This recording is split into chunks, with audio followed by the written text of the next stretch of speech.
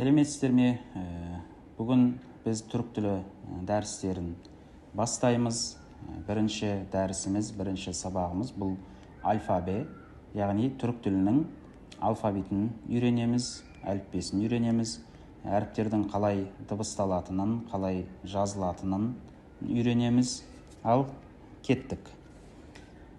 Түрік тілінде жалпы 29 әріп бар. Мұның 8-і дауысты, 21-і дауыссыз әріп. Түрік тілінің әріптері көріп отырғандарыңыздай латын графикасына негізделген, ағылшын тілінің әріптеріне ұқсас, алайда кейбір ерекшеліктері бар.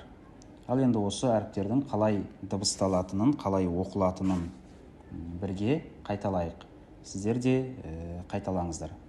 А, Б, Ж, Ч, Д, Е, Ф, Г, yumuşak G, H, I, I, J, K, L, M, N, O, Ö, P, R, S, Ş, T, U, Ü, V, Y, Z. Енді осы әріптерді біз мысалдармен бірге, яғни сөздермен қайталайық. А, at, B, balık, C, civciv, Ç, çanta, D, deve, E, elma, F, fare, G, göz, yumuşak G, ağaç. Yumuşak G сөздің басында кездеспейді. Дәл қазақ тіліндегі ың әріпі секілді, тек қана сөздің ортасында немесе соңында қолданылады. Және бұл әріпті оқыған кезде мұның алдында тұрған дауысты әріпті созып айтамыз. Мысалы, ağaç не болмаса öğretmen деген секілді. H, harita, I, ırmak, I, iplik, J, judo, K, kalem, L, limon, M, masa, N, nar, O, otobüs, Ö, öğretmen, P, pantolon, R, robot, S, sandalye, Ş, şapka, T, tren, U, uçak, Ü, ütü, V, vazo, Y, yüzük, Z, zürafa. Кез келген тілді үйренген кезде сөздік қор маңызды. Сондықтан түрік тілінде де жаңа сөз жаттау, сөздік қорды дамыту маңызды. Осы жердегі алфавиттің 29 әрпін және мына жаңа сөздерді жаттап алыңыздар. Ал ары қарай жалғастырайық. Әріптер үнлі харфлер ве үнсіз харфлер, яғни дауысты және дауыссыз болып екіге бөлінеді. 8 дауысты әріп бар дедік. Олар А, Е, I, I, O, Ö, U, Ö әріптері. Бұл әріптерді екіге бөлеміз. Қалың үнлілер және инже үнлілер. Яғни жуан дауыстылар мен жіңішке дауыстылар. Бізде жуан дауыстылар А, I, O, U. Инже, яғни жіңішке дауыстылар, I, Ö, Ü.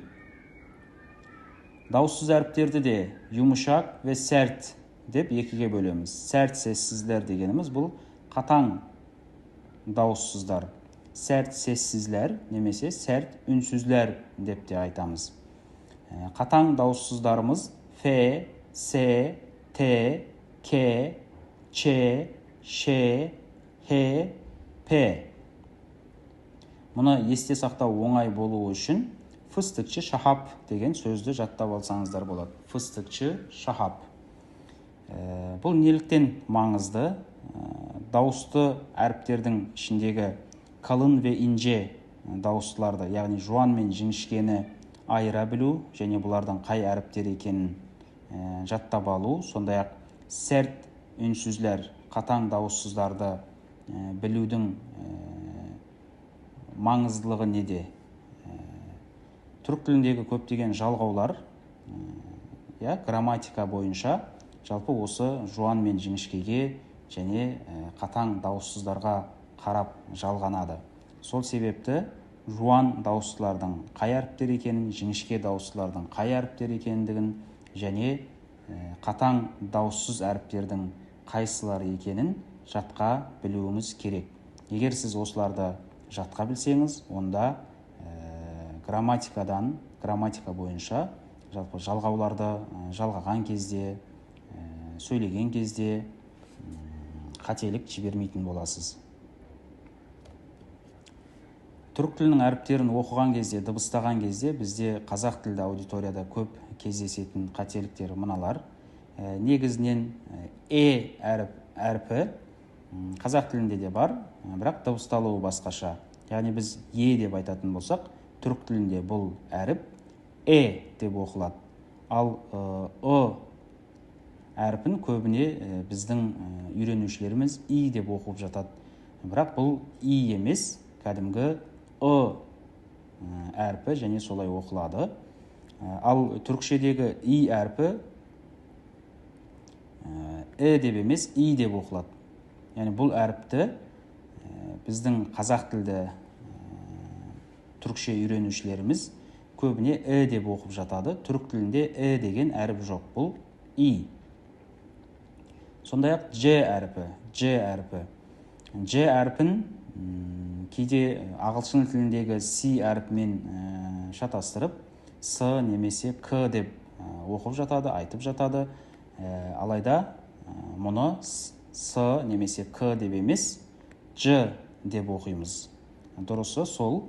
Осы әріптерді, 29 әріптің дұрыс дыбысталуын, дұрыс оқылуын жаттап алыңыздар және мына жердегі қателіктерді жасамауға тырысыңыздар. Сондай-ақ жаңағы 29 әріпке берілген, мысалдарда көрсетілген 29 сөзді жаттаңыздар. Бірінші дәрістің тапсырмасы осы. Назарларыңызға рахмет, сау болыңыздар.